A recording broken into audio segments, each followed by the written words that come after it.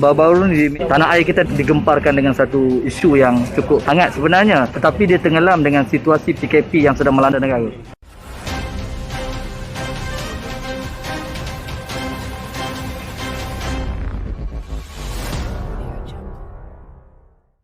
Pada 25 hari bulan 2 2021 baru-baru ini, Mahkamah Persekutuan telah memutuskan satu declaration terhadap kes yang dimohon oleh saudara Iki Putra untuk membatalkan proses pendakwaan atas kesalahan melakukan persetubuhan dan hubungan luar tabi'i. Tetapi saudara Iki telah pun memohon untuk membatalkan kerana peruntukan ataupun kes yang melibatkan liwat ataupun hubungan tabi'i ini telah pun diperuntukkan di dalam Perlembagaan Persekutuan kita.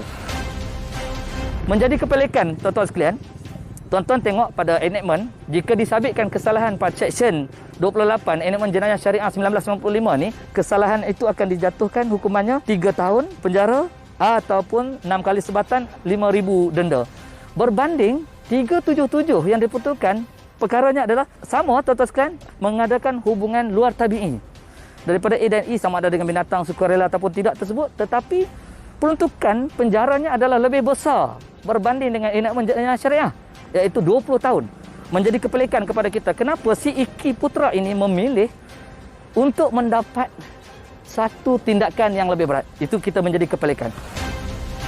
Kejayaan dia adalah satu perkara yang perlu dilihat dengan lebih terperinci oleh semua, khususnya rakyat Malaysia di semua peringkat, sama ada daripada kerajaan, pengubal undang-undang ataupun pengamal undang-undang, yang saya rasa begitu terkesan dengan isu dan kes ini. Kenapa satu ketika nanti akan membuka pintu-pintu untuk Mahkamah Sivil membatalkan keputusan beberapa kes Mahkamah Syariah. Dia akan dicabar. Kenapa? Kerana isunya bertembung dengan beberapa perkara yang disebut peruntukan perkara 75, iaitu berlaku pertindihan ataupun tidak penyelarasan bidang kuasa di antara federal dan juga state. Dan kami tampil pada hari ini tuan-tuan sekalian untuk memberikan satu kesedaran kepada masyarakat secara keseluruhan supaya ambil perhatian dengan isu ini.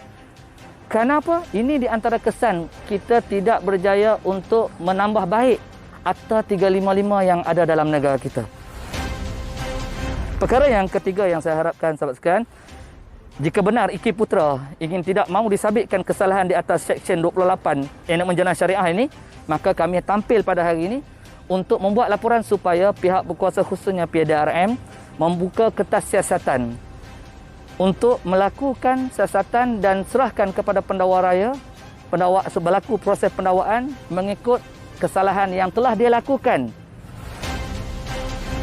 Perkara yang keempat adalah tentang keharmonian di antara Mahkamah Sivil dengan Mahkamah Syariah. Kita tidak mahu situasi ini berlaku dalam bentuk perseteruan, tetapi kita harap pertembungan di antara apa yang sedang berlaku ini, kita harapkan ada satu proses pengharmonian di antara Mahkamah Sivil dengan Mahkamah Syariah, kerana kita tahu, sedari dan kita harapkan masyarakat dan juga semua pemimpin-pemimpin dalam negara menyedari majoriti rakyat dalam negara kita adalah umat Islam, dan kita telah pun diperuntukkan dalam perlembagaan kita untuk bebas berpegang dan juga menganuti ajaran Islam dalam negara kita.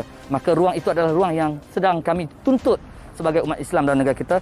Dan akhir kalamnya, tidak ada satu berita gembira buat pendukung dan pejuang-pejuang LGBT khususnya, kalian memilih untuk tidak dihukum dan dikenakan tindakan pada enactment syariah, tetapi kalian memilih untuk dikenakan hukuman dan tindakan dan disabitkan kesalahan di bawah Seksyen 377 ini. Silakan. Maka saya nak beritahu tuan-tuan sekalian kepada pendukung dan penjuang LGBT, kami pemuda-pemuda PAS khususnya mewakili anak-anak muda Islam untuk memberitahu bahawasanya wajah dan pendirian sebenar negara kita terletak pada 377 itu. 377 memberikan gambaran yang jelas, pendirian yang jelas bahawasanya LGBT, pendukung dan penjuang LGBT tidak diberikan ruang untuk bebas berada dalam negara kita dengan aktiviti mereka.